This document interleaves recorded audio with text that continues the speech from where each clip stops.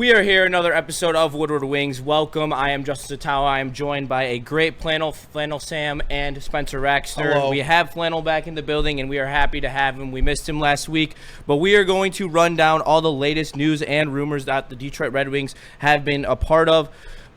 They're still interested in a top six forward. If they miss a top six forward, we're going to go on what will the lineup be looking like if that does not happen. The best players under U24 forward list came out, and there was a certain Red Wing who was not on that list.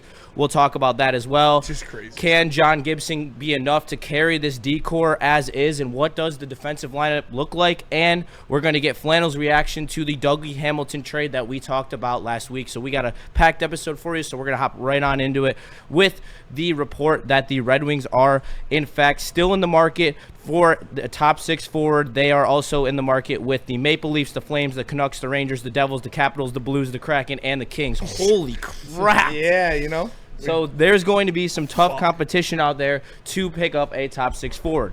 And I think we're seeing that when it comes to the market that Carlson, Rust, and Raquel are all in because the Penguins have not deviated off of their asking point of their price that looks like it will be high leverage assets. Yeah, I mean, when the waters are that chummed with teams looking for guys of this caliber, the price is going to go up. A price of a brick goes up. If you've got a brick and somebody says, I'll pay you 50 for it, and the other guy says, I'll pay you 55, you're going to go with the one that's for 55. There are no favors done in professional sports. So, yeah, if the Red Wings want these guys, and they should be in the fucking market for a top six forward because we only got like 4 of them on this team. So, yeah, they need that, and they're going to have to overpay a little bit. Do it. You have to. I have doubts that they will, unfortunately. And I'm not trying to bring down the mood. It's just that Steve Yzerman to me has shown me, and I think a lot of us, that the people that you'd be slightly uncomfortable giving up, he'd be more uncomfortable. Yes. I don't think he's going to pay like a big price. I think he's going to have to attempt to fleece someone, but if there's that many people in the market, a fleecing's not going to happen. Yeah, and it's become even harder to get these names to even come out because of the fact that the asking price is so high, and it even has gotten to the point where Seattle has started to explore a guy like Jared McCann, who is they don't want to get rid of, but because the price is so high, there's been talks that they are willing to move off of him. Yeah, and that's a guy who I am extremely intrigued by. Yeah, I mean that is perfect. Like you have to do it. And you can't fear the price. You can't be holding on to these guys, clutching your pearls. Is the John Gibson trade like the worst thing that happened to Steve Yzerman because he's just like, I still got it. I can still do it. Look at that. Old Stevie Y still fleecing these GMs. And now when he's trying to get somebody, he's like, well, look what I got for John Gibson. I mean, you guys love Joe Veleno so much. It honestly kind of is the worst thing because it fed his hubris. And now, like, I agree. You're going to have to overpay, and I just don't see him doing it. Like Flannel said, it's not something that he has shown he is willing to do, and I don't think it's something that he's just going to dive into doing because he doesn't see the urgency that all Red Wings fans see. Like, maybe he sees a little bit of urgency, but it's not at the same level of all Red Wings fans. Please, please, please overpay for Jared McCann if you have to, because I think the value that you could get for him, somebody who can help you on the 5-on-5 scoring, will probably be on your top line. Absolutely. Can play the PK, which we've talked about numerous times. 2 birds with 1 stone, and he's under contract for 2 more years for $5 million a year. Overpay for Jared McCann, please. And, I would. And, like, do we expect Jared McCann to score 40 goals again? No. Like, no, probably not. That's kind of the outlier of his career. But he's shown over the past couple seasons now that he's going to be 20-plus. And you add a 20-plus goal scorer, like Flannel said, who's not a power play merchant and can play both ways to that top line. Yeah, that's going to help a lot. So I would overpay for him. Yes, I would. I would overpay for Russ, too, because you need that. and they're not just growing on trees. And like you said, the waters are so chummed that you're going to have to do it. I don't want to see him go to another Eastern Conference team. I don't want to see these Eastern Conference teams that are already getting better than the Red Wings or already better than the Red Wings pay more to get a guy like Jared McCann or like Brian Rust while we're just sitting here sitting with our thumbs in our asses. Like, we need to do that. Hey, yeah, and you mentioned it. Jared McCann, Brian Rust, still available, becoming probably my favorite two targets at this point because of their two-way ability. Bring either of them home, and I'm feeling a lot better about this offseason. Absolutely. I think that Jared McCain brings a lot to your team. He's also on a very cheap contract, 3 years for $5 million with the cap rising like that. That is a insane value to have on your top six forwards, and he plays left wing. He's more of a left winger than a center. He struggles in faceoffs, and he struggles defensively as a center, but doesn't struggle as much as a defender on the wing because it's less tear and wear on your body and your ability to play defense. But what I really like about Jared McCain is he's so balanced out there. He has the ability to play a 200-foot game on the wing. He is a little bigger, and he can be that guy that gets gritty in front of the net for Larkin and Raymond, and that's why I really like it, because he is what they would call in hockey terms a banger. Yes. He goes in there to get the tough pucks. He goes in front of the net. He takes the tough tips, and I think that Jared McCain is probably going to be an easier asset to acquire than Brian Rust due to the fact that Dubas is a very smart GM, and he has held this price firm and is very specific about the fact that they are retooling. Seattle's in a completely different spot. They're going to have to bottom out before they're good again. Yeah. And that's where I think Jared McCain might be the asset where you could probably get him for a lower price than what I think you could get for Brian Rust. And, like, you guys know my archetype that I've been preaching for the Red Wings to pick up has been a big asshole North American, and he's not that big. I mean, he's 6+, so I guess 6'1", 190. I guess you could consider that big. He's not, 6'3", 6'4", but he's an asshole North American, like you said, who's going to play all 200 feet, and you don't have a lot of those guys in your top six. Jared McCann is a guy you would see playing for the Florida Panthers. Like, that's what he does. When you look at the Rodriguez's, when you look at the Verhaeghes, when you look at those type of guys, the Lusterainens, that get in there, get their nose dirty, make things happen, win puck battles, cause turnovers, create havoc in the other zone for the team. You need guys like that, especially in the playoffs, and we don't have an army of them like Florida does, but to add him on top of guys like a JVR that you added, like a Mazer that you expect to be better, and a Casper that you expect to be better, that's more guys out there that you can have some confidence in the 5-on-5, and that's going to be extremely important, especially when you get into the playoffs.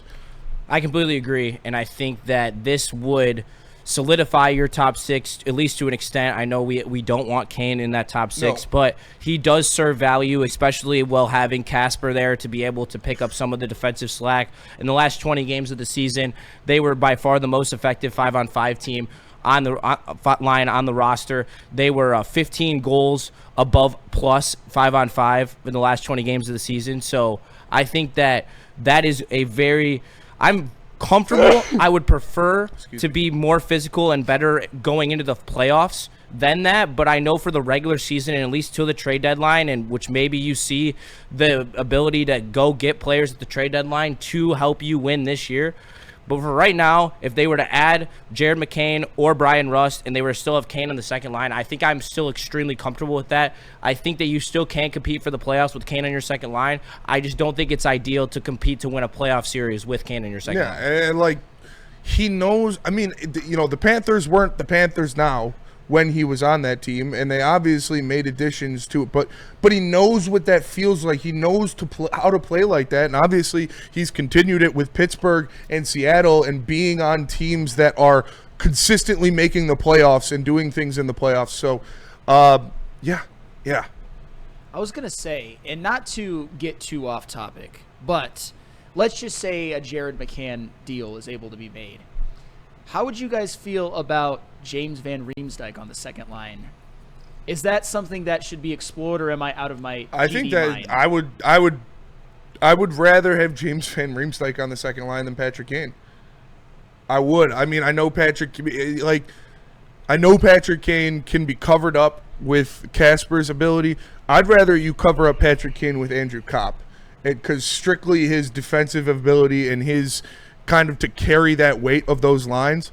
Patrick Kane in the 5-on-5 is a liability, man. He really is, and especially in the regular season, sure, you want to do that a lot, but in the playoffs, man, like Patrick Kane is not fast enough or physical enough to play on the top 6 in the playoffs. He's not. And I love the guy, and he's the greatest American hockey player of all time, but at this point in his career, he would be a liability on the playoffs in the top 6. He would. I completely agree. I think that maybe that's a change you make going into the playoffs, but I think for the regular season, that is not going to produce the best results. I think that having Kane be able to carry that offensive load in transition and in space is a lot to take off Kasper's plate. I think if you do put James Van Riemsdyk with him, I think that you have to ask more of Kasper, and I think it might hinder his growth. So I think that Kane there is better than having James Van Riemsdyk there. Yeah, I mean, I agree. Kane is obviously more offensive inclined than Marco Kasper, but I think the growth would be there either way, because like you'd still have DeBrincat on that line, which is enough offense to help carry it. And I think what Van Riemsdyk could provide in 5-on-5 and in kind of, I don't want to say like he's not this lockdown defensive forward or anything like that, but he's better than Patrick Kane, and that could take a little bit off of the plate of Marco Kasper as well. But yeah, I mean, if your debate for a player in your top 6 is between Patrick Kane and James Van Riemsdyk, you're probably not a playoff team. We got issues. Yeah, but that also speaks to how much adding a top 3 or 6 forward would it could make it all make sense. Heck, right now is James Van Riemsdyk on the first line. Right, yeah. Like when you look at how this team's built right now. Yeah. So right now in 5-on-5, the last 20 games of the season, Marco Kasper, Patrick Kane, and DeBrincat led on ice goal differential. DeBrincat with 13, Kane with 10, and Kasper with 8, leading all Red Wings, where Lucas Raymond was a 2, and I believe Dylan Larkin was a -4.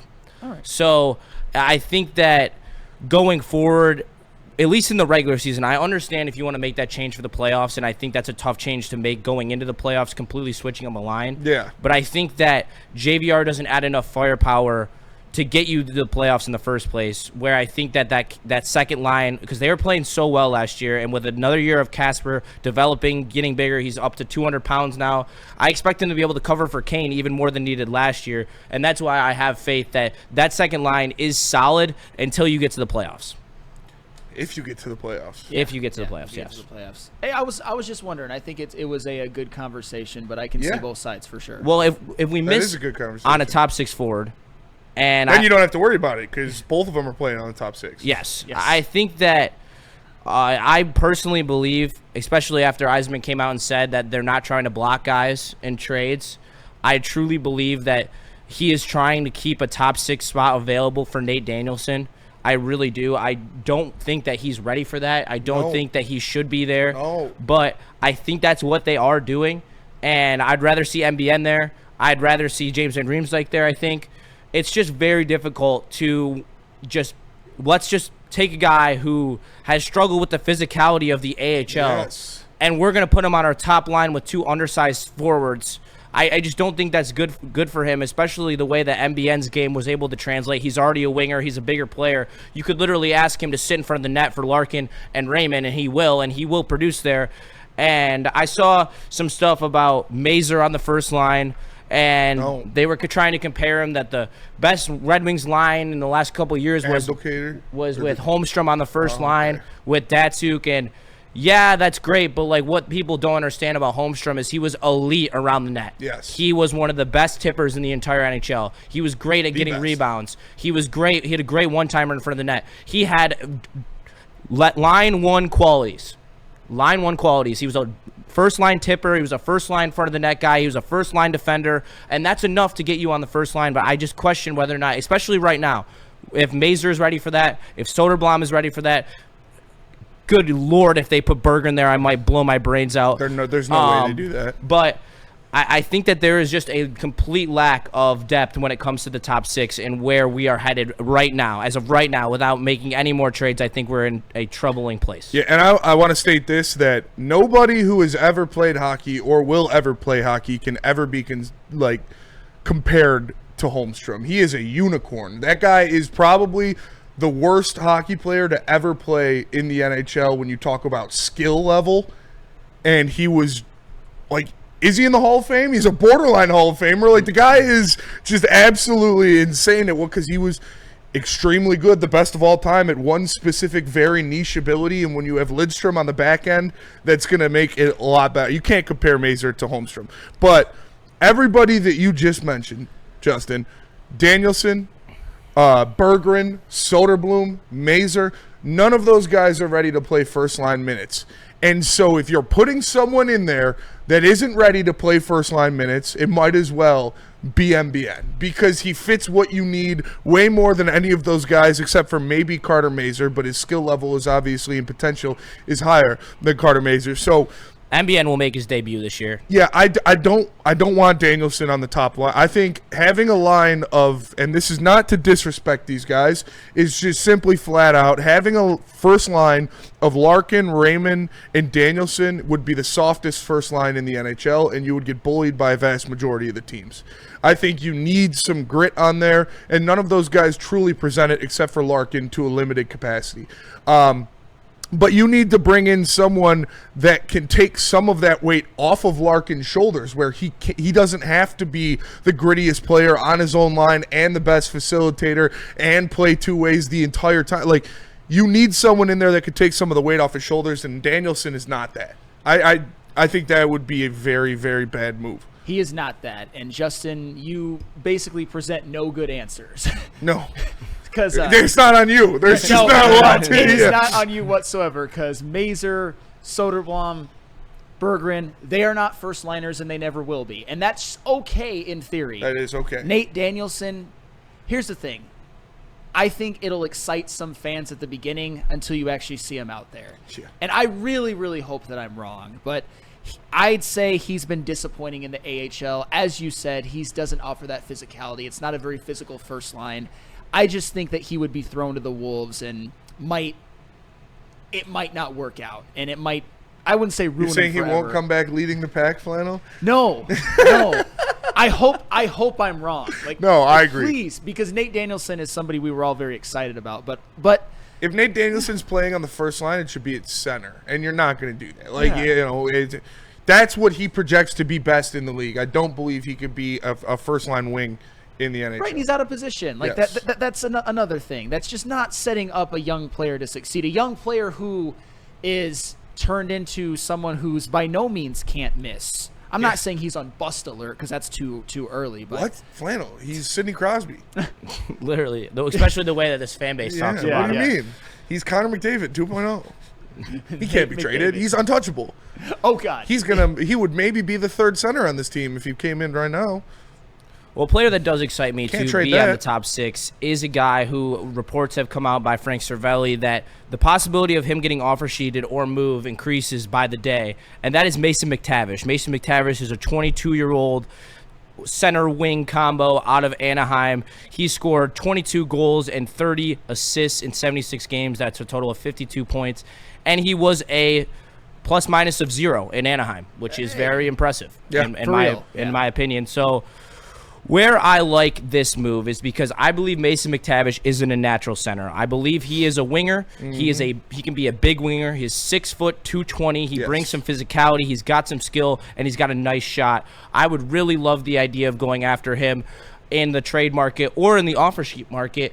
I know that neither of those options are ideal, but if we are going to leverage high-level assets, we might as well leverage high-level assets for a high-level asset. A 22-year-old who already has put up a 50-plus point season and would only get better considering the fact that he hasn't played with elite talent his entire career, and Lucas Raymond and Dylan Larkin would be his 2 best line mates of his entire career. And yes, if you were a net neutral player in Anaheim last year, you're a positive 10 on any other playoff team. You'd be a plus 10 if you were on a good team with good lines. That was really impressive for him to just be neutral on Anaheim. And yeah, I agree with you. I don't think he's truly a center. I think if you bring him in, again, big asshole. He's from Switzerland, so you got that there. He's not the North American that I want, but I'm not going to pick hairs there. He doesn't have to be North American.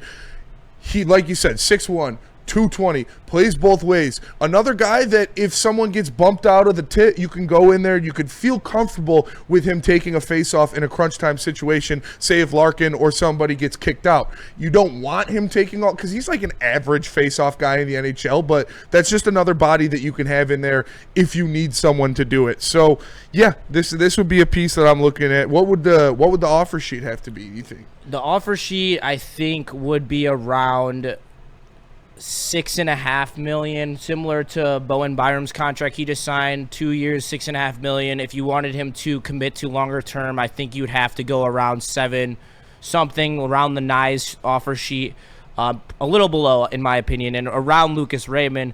But personally, I think when you're talking about adding a guy who's 21, who can play the wing, who is bigger, and makes your top six not as soft completely, I think that it is worth exploring. And the package I have been hearing, especially Frank Cervelli said, it will be very similar to the Trevor Zegras package. So what that would look like for the Red Wings would be a Rasmussen or a Berggren with an ammo and a second rounder and a fourth rounder. I'd do that in a heartbeat. Yeah. And I'd rather have Jared McCann. Yeah, Mason no, McTavish, for sure. And that's where I don't want to say beggars can't be choosers, because it's not the greatest state of affairs where we're begging for Mason McTavish. However, I'm not trying to be disrespectful. He's a young player. He's got great size. I wouldn't say thrived, but did his darndest best as a second-line center on Anaheim, even though he might very well be out of position. I don't hate that argument at all. And you put him on that first line, he adds size and physicality, and he can score on the 5-on-5. And I hate to harp on that all the freaking time, but how could I not? It's a desperate need. 52 points last season, 12 of them were on power play. Yeah. The season before, in less games, 42 points, 8 were on power play. He scores on the 5-on-5. He's physical. He's got good size. Yeah. Not in a perfect world, he's probably not a first-line winger, but for what we need right now. I think he projects to be the third best winger on a first line. I think that's a fine place for him. If you wanted to say that you're more comfortable with him being the second option on the second line, sure. But I think that him being the third option on a first line is perfectly fine, and I would be extremely comfortable with him on a first line. I think he projects to be the third best option on the first line for the Red Wings. But for a playoff team or a Stanley Cup contending team, no, I don't think he would be a first liner. But again, like Flannel says, beggars can kind of be choosers, but not really. So yeah, I think he would immediately be on our first line. Yes. So yeah, like you said, Flannel, not a power play merchant. Only 6 of his 22 goals last year came on the man advantage. So it's not like that he's just a new Tarasenko or a new Patrick Kane, obviously way different players, but he is adding 5-on-5 scoring. And you like to see that they added 5-on-5 players to the bottom 6 of the Red Wings forward rotation, but now you need to do that in the top 6. And again, I would much rather have Jared McCann, but Mason McTavish I'd be completely good with that, especially if you get him at the trade that you were talking about. And just remember some of the options that were presented earlier. Yeah. Do you want Nate Danielson up there? Do you want Berggren or Soderblom? No, much rather have McTavish than those guys. Yeah. So, and that's kind of what I was trying to say. And Spenny, I think you summarized it perfectly. He's maybe not a first liner on a true contender, but on this team, yes, he is. Yeah, 100%. And a player who should have been a contender for this top 10 list was Lucas Raymond for the U24 forward list. And this is U25, my bad. Via NHL.com, they released their top 10 forwards under age of 25. The list goes Tim Strutzel, Jack Hughes, Matt Boldy, Wyatt Johnston, Cole Caulfield, Connor Bedard, Macklin Celebrini, Matthew Nyes, Seth Jarvis, and Matiev Michkov. And just to give you a little dive in deeper about their most career points of age 23 or younger, Tim Strutzel, 326 points. Lucas Raymond, 254 points. Seth Jarvis, 213. Johnston, 177. And the rest of these players aren't even on the list. Yeah, I'm not mad at a lot of them, but Seth Jarvis can't be on there over Lucas Raymond. Come on. I know that he kind of tapered off to the end of the year last year, but he's number 2 in goals, assists, and points for players, I believe, 24 or under or 23 or under. So I know this is the 25U list, but still, Seth Jarvis can't be ahead of him. He's better than Seth Jarvis, and it's provable by points, impact, and pretty much every stat you look at. I was going to say, the ones that I have a problem with, because I'm not saying he should be 3 or 4 or 5 or anything like that.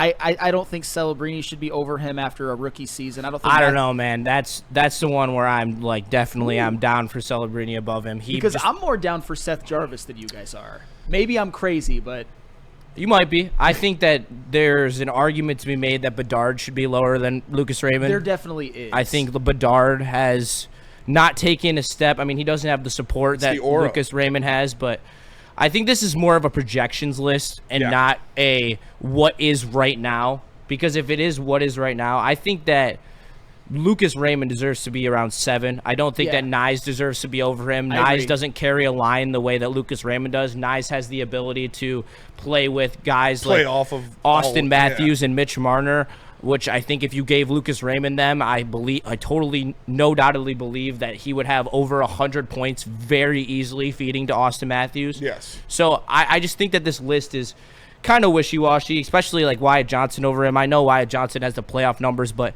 he's also never had to carry a line either. So I think there's a debate that Lucas Raymond should be higher on this list. I'm not mad about it. He's asked to do more than a lot of these guys, for sure. And that was the toughest one for me to evaluate was probably against Wyatt Johnston, because Wyatt Johnston absolutely has a case, but the talent that he's had to play with and just the overall talent in terms of the forwards on the Dallas Stars these past couple of years, what Lucas Raymond has had to deal with and what Wyatt Johnston has to deal with, it's not even close. Not saying Wyatt Johnston isn't damn good and hasn't taken advantage and run with it, but that's why I would say Wyatt Johnston and Lucas Raymond are about 1 spot different from each other on this list, if you ask me. And you could rank them either way you want. I think that's fair. Yeah. And something that needs to be looked at more fairly is how good John Gibson is and how this move can affect the Red Wings and hopefully cover up the fact that we didn't add to their decor. So I'm going to share a couple power stats with you guys, and I want to get your reaction on them. So 13th in the NHL, goals save above expected, John Gibson, 15.3. He is in the class of Philip Gustafsson and Aiden Hill in that regard. Expected goals saved above average, John Gibson is 9th with 17.56. And the last one, goals against better than expected. He is ranked 7th in the NHL with .59 goals against better than expected.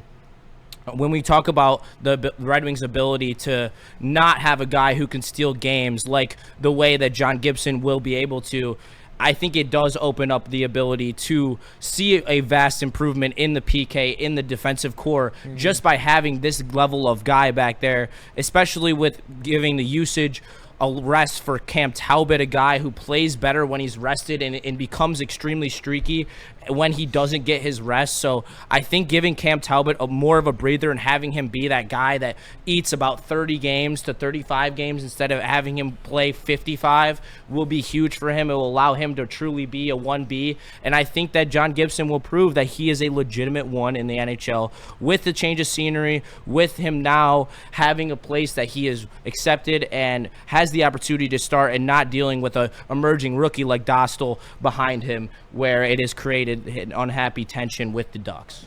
Yeah, and I think he is a legitimate 1 in the NHL, and obviously that's such an upgrade from what you had last year. And with the defense the way it is in front of him, he's going to be seeing 40 shots a game. So the goals may not look as great, but what you had last year were guys that were seeing 40 shots a game, but also letting in cheap ones and also not saving ones that, like you said, stealing saves away or stealing goals from other players. And that's what John Gibson will provide. He's not going to allow weak shit, and he's going to steal some away that should have happened. Yeah, what those stats tell me, and those are great numbers, by the way, is something that we all already know or should already know.